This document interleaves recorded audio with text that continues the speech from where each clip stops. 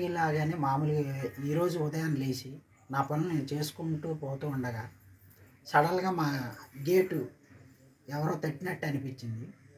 సరే అని చెప్పేసి గేట్ ఓపెన్ చేశాను.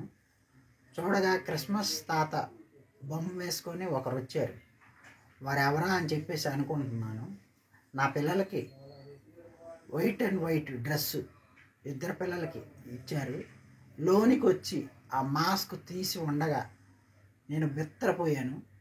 ఎందుకంటే మేడం గారు, రోజా మేడం అమ్మ మా ఇంటికి మేరీ మాత అనుకున్న అనిపించేలా ఆవిడ వచ్చి మమ్మల్ని అందరిని పలకరించి జగన్మోహన్ రెడ్డి సార్ బర్త్డే అని చెప్పి ఆ సందర్భంగా మా ఇంట్లో కేక్ కటింగ్ చేసి మేడం గారు మా ప్రతి ఒక్కరికి తినిపించి మమ్మల్ని ఆదుకుంటానని ప్రతి ఒక్కరికి మాటిచ్చి నా పిల్లలకు చేయూతగా నా భార్యకు అండగా నేనున్నానని చెప్పి మీరు నా ఫ్యామిలీ నేను మీ ఫ్యామిలీ అని చెప్పి మాలో ఒకరిలా కలిసి మాతో కలిసి కూర్చొని మాట్లాడి మాకు ఎంతో ఓదార్పునిచ్చింది.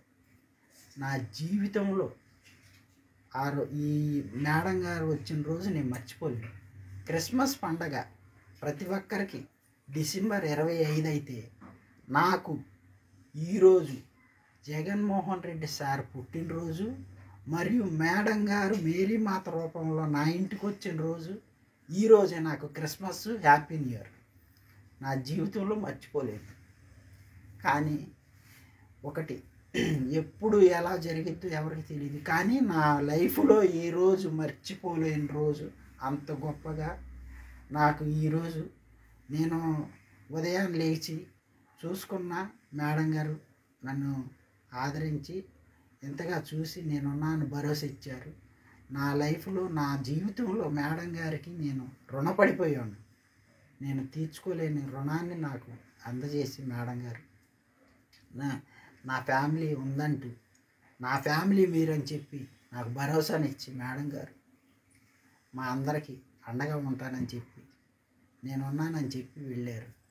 నాకు జీవితంలో నా అన్న వాళ్ళు ఎవరు లేరు. ఇంక ఇప్పటి నుంచి అమ్మ అయినా దైవం అయినా సరే మేడం గారు.